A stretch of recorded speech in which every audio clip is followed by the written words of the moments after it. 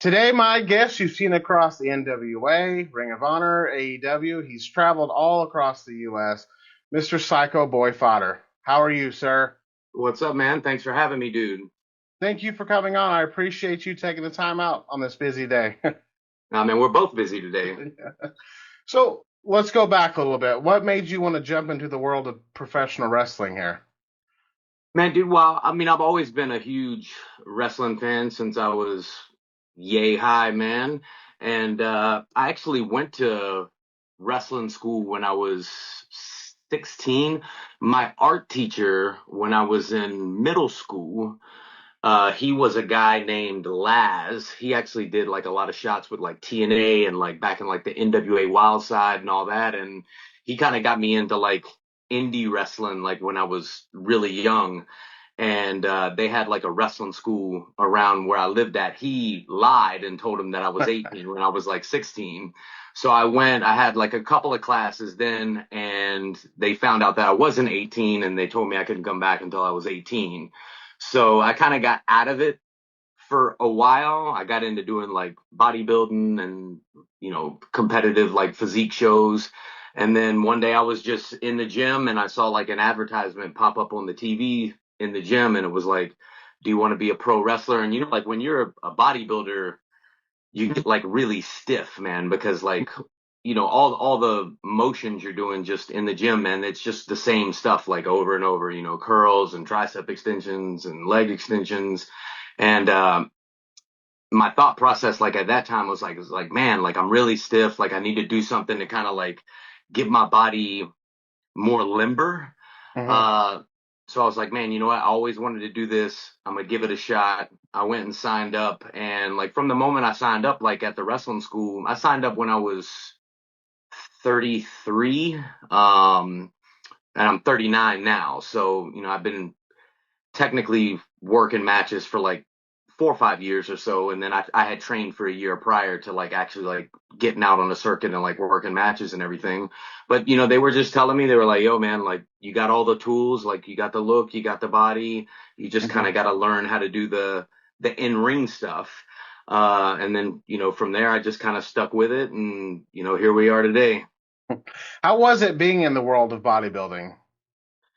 Man, bodybuilding is it's cool, man, but it's strange too at the same time. I guess it's just as strange as like pro wrestling, like, bodybuilding, you're like flexing in trunks and, Mm-hmm. doing all that type of jazz. And then, for professional wrestling, you're kind of doing the same thing. You're fighting in trunks or jeans or whatever you wear, in front of a live crowd. Now, when you started making that transition from bodybuilding to professional wrestling, were you still doing both at the same time, or do you still do both now? Well, I mean, like I always train as a bodybuilder. Hmm. So like all of my gym regiments and like my diet and everything, is just like as if I was still doing competitive bodybuilding. But now, man, like I've just had so much success with the wrestling, Hmm. and man, when you're doing competitive bodybuilding shows, you really have to like lock in and just focus on that, man, because everything's got to be really dialed in as far as like, sleep, your diet, your training. I mean, you really have to be 100% focused on that. So once I started having like a lot of success, like in wrestling's a lot more fun than bodybuilding too. So, and you can be a lot more creative with the wrestling too. So wrestling kind of scratches like my creative itch. And just because like I've had so much success with the wrestling, I was like, you know what, like I'm just gonna kind of stick with this going forward. I did bodybuilding for 10 years and had a lot of success in that, but you know, there's nothing like wrestling in front of a live crowd. Was there anything that you thought would be easy making that transition that turned out to be harder for you getting into professional wrestling? Um, I don't know. Transitioning from bodybuilding to pro wrestling. In bodybuilding, like, like I told you before, like you're really like stiff, right? But Hmm. in wrestling, like everything's about being really loose, and being really light. So the initial like transition from bodybuilding to wrestling, it's like, I would be working with guys and they would be like, gosh, man, you're so stiff, man, you're so stiff. And just over time, you learn how to, be a lot looser and be a lot limber with your body, because in professional wrestling, you're basically giving somebody else control of your body, when you're doing matches and things like that. Now, where did you start to train at to become a professional wrestler after bodybuilding? So I started training at a school called Ring Wars in Fayetteville, North Carolina, and then I kind of bounced around a lot, man. Like Lodi had a big hand in helping me train. Like during COVID, there was still like some training and stuff going on at Lodi School, and I actually got to train with Brock Anderson and Arn Anderson quite a bit. During that time period, man. So like I learned a lot from him. And when I was doing like the EC3 stuff, the control your narrative, Matt Sydal had did one of the original ones, which is like the Free the Narrative Part 1. And when I Hmm. met him, he had invited me down to his school. So I would say like about like every 6 weeks, I was traveling down to the Clearwater area where Sydal had his school, and he helped me out a ton, man. So just working with a lot of like really good people kind of helped speed me up. It seems like ever since you started wrestling, you've just been on the constant rise. Was that intimidating at all? Was it a lot to Um, take in? you know, I think like for me, because like wrestling moves so fast, like say like, on a Saturday, like we're doing like a pay-per-view like for NWA, it's like, you do like a pay-per-view, and then like the next day they're doing like two TV tapings in a day, and then like Monday they're doing like two TV tapings in a day. So you really don't have like a whole lot of time to process everything. It's Mhm. like I remember like I did like my first pay-per-view match. I worked Tom Latimer in a Singapore cane match, and like that was like a big moment for me, like doing the pay-per-view and everything. And then it was just like the next day, like we're on to like TV tape, and so you really don't have like a whole lot of time to really just process anything. How has your time been with the NWA? The NWA was fine, man. Like we left the NWA in late 2023, or it was Hmm. like late 2023, early 2024. I mean, like they had like what they wanted to do in terms of like the creative, and I think that like me and my wife wanted to do some different things as far as the creative go. And I'm real big on like if you're kind of at a crossroads with, a person or like an organization, it's totally okay to just take a step back and Hmm. say like, hey, like, I understand that you guys want to do this, but like, we're kind of betting on doing this right here, and we think that, this will work out for us. And, I mean, I think at the time, like leaving and doing what we've done has really worked out for us. And we've got some things that are coming up probably relatively soon, with some other companies, man. That'll be pretty cool. How is it going, working with all these, like I said a little bit ago, you've always been on the rise, like working with Ring of Honor and AEW and doing the NWA. So it's not like you kind of just shot yourself out there and it worked. And you're on these bigger events and shows and stuff. So having all these eyes on you all the time, what's it like working with all these other bigger companies just starting out?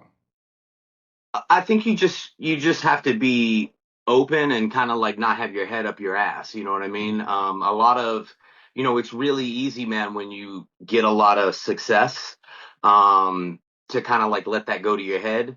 But one thing I've always tried to do is just be very level-headed and be Hmm. very open to advice. There's guys who have been doing this stuff obviously like far longer than I have, and just taking the advice that they give you.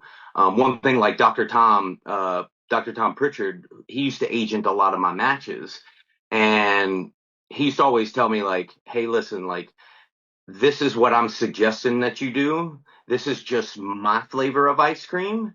Hmm. Uh, you know, somebody else might give you a different flavor of ice cream. You just got to figure out what works best for you and then apply it. So just taking like everything that I'm getting from everybody, and I've had a very good experience in terms of just working with a lot of really good minds and working with a lot of really good talent and being able to learn from them and apply that to myself. Now, has there been some bad that comes with that good because you did rise up so fast? Um, Man, to be honest with you, man, I mean, I Hmm. haven't really experienced like a lot of like negativity in the wrestling business. I mean, I would say like maybe like a disagreement on creative would be as far as like the disagreements have been in my experience. So are you when you like to travel and branch out, do you like to stay in the area that you're in, or you like to go work different styles, different places to get a better, well-rounded, move set? Or what do you prefer when you're traveling and doing all these shows? Because you guys seem like you're quite busy all the time. Yeah, man. I mean, we do indies all over. Hmm. So like, I mean, like even like last week, like we were working for Oos Wrestling in Hawaii. Like we flew 12 hours, did the show there, flew 12 hours back, and then like we got back at like 9 in the morning. We were home for 6 hours, and then we went right back to the airport to fly to Boston for my wife's Hall of Fame ceremony for TNA, man. So it's just like, I mean, we're always doing stuff and always on the road, man. And I have like a lot of promotions that I work with, that are really good promotions in like the Southeast region. So like AML Wrestling, Dominant Championship Wrestling, Revolution Wrestling Authority. I mean, we have just there's so much wrestling in the Southeast, man. That if you're somebody and you want to wrestle and you want to be on a lot of shows, I mean, there are a lot of shows to be on. How did you meet your wife? I actually met her at TV at NWA. So I And it was was just, there. Ricky Morton had called me and asked me if I could. I think this was right after the NWA 74 pay-per-view. So hmm EC3 is a really good friend of mine. And he had just started working for the company. I believe that was his first, like his debut NWA match was on 74. Ricky Morton had called me and said, "Hey, like we're doing TV tapings Monday, Tuesday, Wednesday. Can you get here? If you can get here, I can definitely get you a look." So I went up there. I did a dark match that they actually used on the television program. I worked a guy named Joe Ocasio, who's a very good uh, performer in the ring. And basically, as soon as the match was over and I came to the back, they pretty much like verbally hired me. hmm And my wife was there working, and we just kind of met and we hit it off. And then you know, through just kind of hanging out, hmm I had mentioned to her, I was like, like maybe like you could like manage me and like we could do like mix tags and I can be the psycho boy and you could be the psycho girl. And she was totally down with it. And we did it on an indie, um, it was called Championship District Wrestling that was ran by QT and Jack Jameson. I think he's doing like the frat gimmick at like AEW now. And we did it there. I worked QT in a match in the main event there, and we showed it to Billy, and he was totally down with it. And then that first like NWA Power Live that they did, that's where we did like the attack on Latimer and Camille, and just kind of set it off. And we've been doing it ever since. Is it easier to, as a couple, to do stuff like that? I mean, obviously, if you guys were to go a different direction, you wouldn't see each other as much. So is that something that you truly enjoy doing? Oh yeah, yeah. Like when me and my wife got together, one of the things that we kind of committed to was that like we're a package deal no matter what. So Hmm. like if you want to hire me, you got to hire my wife. If Hmm. you want to hire my wife, you got to hire me. And that just makes everything like really easy because me and my wife do everything together. Hmm. Like, I mean, I have three businesses that I own outside of wrestling. My wife's got two businesses that she owns outside of wrestling. We both work from home. So it's like, we're here all day working with each other. We go to the gym together, we pick the kid up from school together. Like we literally do everything together, man. So, you know, being a part, like for the wrestling, like if somebody was to like offer me something over here and not offer, like that's not really, I don't think like conducive like to our Hmm. relationship. We wouldn't want to be apart from each other. What's it like running so many businesses? Like, how do you sleep? How do you get Man, downtime? Is downtime a thing in your home? a little bit like one thing that I try to make sure that I do is get 7 to 8 hours of sleep every night. So, Hmm. um, from the time I get up in the morning, like usually I get up at like 6:45, like I knock my cardio out and then like I'm just straight to working from that point, man. So it's a constant grind, man, but the thing about working for yourself, man, is you don't have to answer to nobody. Hmm. And that's a good feeling, but also, you always have that pressure on you, man, because it's kind of on you to generate and create income too. Are these wrestling related ventures or no?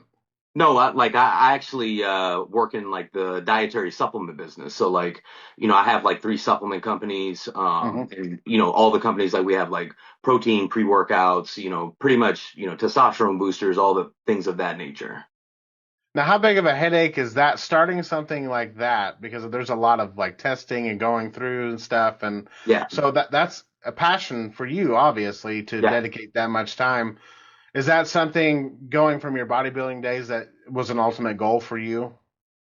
So like there's not a lot of money in bodybuilding. Like the Yeah. money, I would say like the money in bodybuilding is in the supplement business. So one thing that I've always loved is bodybuilding, and supplements are a part of the industry. So Hmm. getting involved in the supplement business, man, was just like, when you love doing something, you just really like never work. So like I'm working all the time, but like I'm doing things that I love to do. Hmm. So it makes everything easier. I mean, yeah, I mean there's tough days where you go like, gosh, man, like I've been working for 10 hours a day and like people are still hitting me up, or people are hitting me up at 10, 11 o'clock at night about different things from products or graphics or just whatever. Um, but that's just part of the grind, man. It's just something that you accept as you're going through things. Is there anything doing that venture that you like to develop more? Are you like, do you enjoy like doing different flavors of protein or pre-workout, or what do you enjoy doing in that process the most, you think? Well, like formulating the products is one Hmm. thing. But I'm big on marketing. Like I always tell people, like I'm in the supplement business, but Hmm. the supplement business is just marketing. I mean, Yeah. that's really what it is. So whether you have a brand, or you're selling some type of like health product or something like that. Products don't sell unless you market them. Hmm. It's like I always tell people, like Sting could come to town tomorrow, but if nobody knows that he's there, nobody's going to show up, right? So you gotta get out there and market and push the stuff out there for people to become aware of it. Is that a hard thing to do starting out to like sell a product like that? I mean, it can be. I mean, you have to be like mindful with, money and being able Hmm. to, obviously like when you're selling products and you're generating revenue, you want to continue to put the revenue back into the business so the business can keep growing. Hmm. With wrestling, everything that you've done up to this point, is there any particular moments that stand out more than others for you so far that you're proudest of? Yeah, I mean, like one thing that was really cool was when me, Braun Strowman, EC3, and Weston Blake, like when we did like the invasion at Ring of Honor, like that was like a really cool thing. Um, Gosh, man, I mean, there's been so many things. Like I have like a lot of like people that I've worked, Hmm. where you just go like I just can't, like I can't even believe like I even wrestled this person, you know what I mean? Like me and Bubba Ray, like we had a really crazy match at AML wrestling. It was crazy. Like I've worked Bubba multiple times. Like I worked him there in like a singles match, and then me and my wife worked him in like a handicap tables match at this bash at the Beckley Super Show in West Virginia, which was a really fun thing. Like recently, me and my wife worked Cardona in a handicap match. It was like a handicap street fight that we did like a month ago, and then just like working legends, man. Like Too Cold Scorpio. Like I had a great match with him. I'm actually working Too Cold Scorpio again this Sunday at RWA. Me and Joe Hendry had a great match like back in February, man. So just working a lot of like the really big name talents that are out there, man, and being able to learn from them and being able to go out and put on a great show too. Is there any place that you haven't got to work yet that you would like to go work, whether that's overseas, that's here in the US or anywhere? Like a location or like a promotion. Like a promotion. Um, Or I we mean, could do location. Yeah, well, I mean, I think that obviously, like, I think for me and my wife, the best fit for us is probably going to be TNA or MLW. And the reason why I say that is just due to the schedule. Hmm. One reason that NWA worked out so well is because their their scheduling really kind of fit with what we do. Hmm. I mean, my wife's got a son, so and he lives with us full time, so we have to be here for him to go to school and, do all of those type of things. So, the schedule is a big, big part of it. That's a good thing that you guys are both level-headed and you're such a unit to be able to do something like that. Because it's easy, as you've probably learned in professional wrestling, to get lost and Yeah. to see the stars and like, oh yes, let's go here, let's do that. But the fact that you guys are so committed to your lifestyle, what works for you, that speaks volumes for the kind of relationship that you guys have. Yeah. And I don't mind doing like, I don't mind. I know everybody's goal is to work on television, right? Hmm. And I don't mind doing indies either, man, because like the great thing about doing indies, man, is for the most part, like I control everything. Hmm.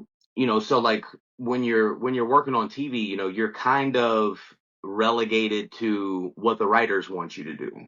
So if the writers see you as like a mid-card talent, then that may be where you land.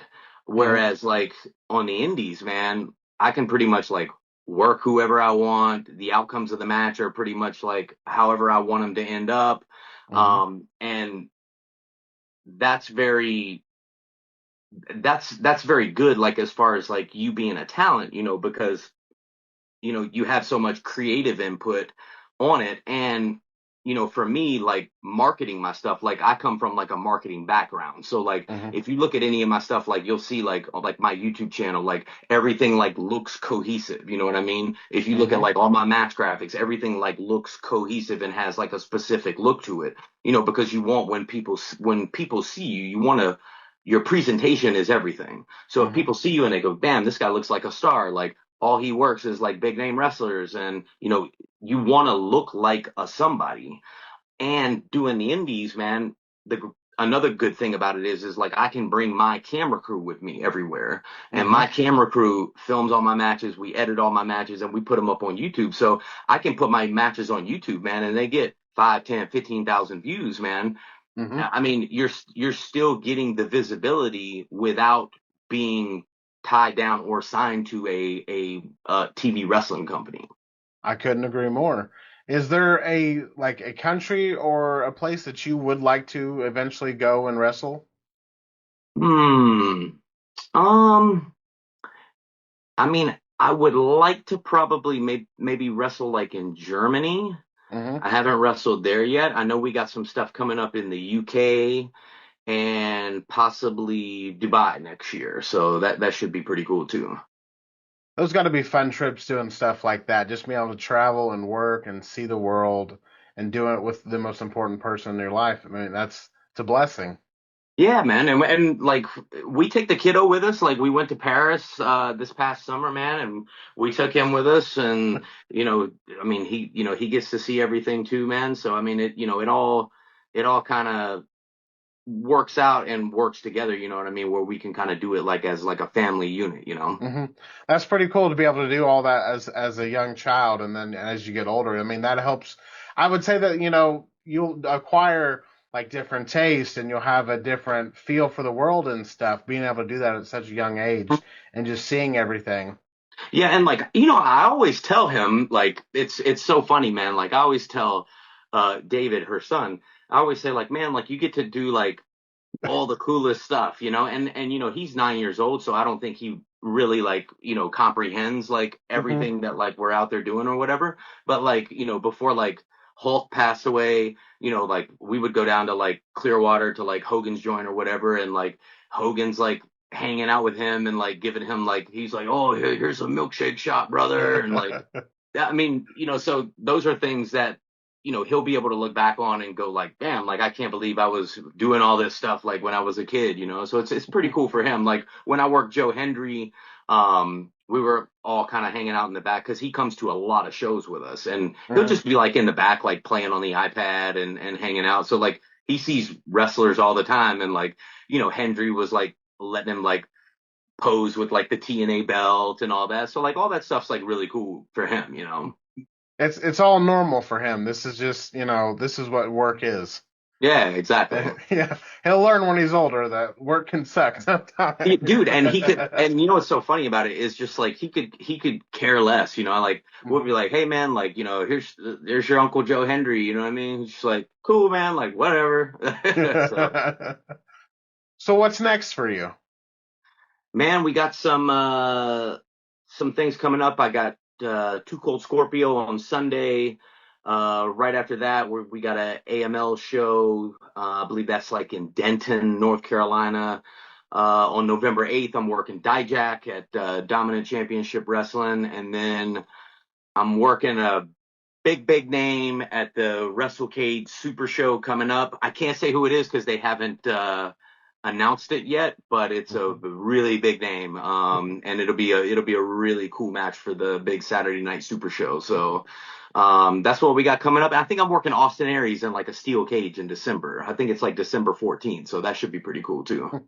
You guys do a lot of the conventions and stuff, and how is it like interacting with all your fans doing those? Oh, it's super cool, man. I mean, one thing that I've always tried to make sure that uh, I do, man, is to take time with people Hmm. because, you know, like I mentioned earlier, it's easy to just like have your head up your ass, right? Yep. But like when people want to like pay money for your 8x10, or they want to compliment you and they want to talk about like your work and things like that, man, like not everybody gets that in life. Hmm. And, being able to just kind of like talk to people, and it's like people that are like they're there, they are there because they're glad to see you. And that's stuff that you really have to be appreciative of, man, because like I say, not everybody gets to experience that. And you want to be respectful of people's time and the fact that they want to be there to see you. Like that should be super cool, and you should want to take time with everybody, and be nice to everybody. I agree. Where can people reach out to you at? Hit me up on Instagram. It's at LOKEYS910. That's the same thing. Instagram, Twitter, Facebook, for tons of free matches, content, interviews, all of that. It's youtube.com/Psycho Boy Fodder. So if you just YouTube Psycho Boy Fodder, there'll be a million free matches on there that you can watch, man. There's probably not enough time in the day to watch them all. If you had any advice to give anybody that's getting into professional wrestling, what would it be? Be in shape, because your look matters, and be consistent with what you're doing. Be consistent with your training, be consistent with your diet, be consistent with marketing and promoting yourself, because nobody's going to market and promote yourself better than you are. I could not agree more, sir. I just want to say thank you for taking the time out today. Thank you for what you've done for professional wrestling and what you continue to do. I'd love to sit down again another time when we have some more time and talk more about your career. Yeah, man, for sure, man. Well, I'm sure we'll definitely do this again when we got some more things going on. You know what I mean? Some more announcements coming up and everything. And like I say, bro, appreciate you having me, man, and getting this done. Absolutely. And if there's ever anything that I can do in the meantime, feel free to reach out. Yeah, likewise, my man.